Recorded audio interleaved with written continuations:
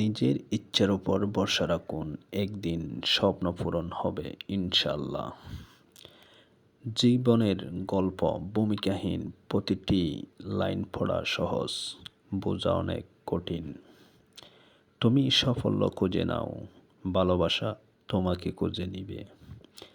ব্যর্থতায় মানুষকে তার জীবনের সঠিক পথ চিনতে শেখায়। থেমে তো কিছুই থাকে না, শুধু জমে থাকে কিছু মানুষের কথা।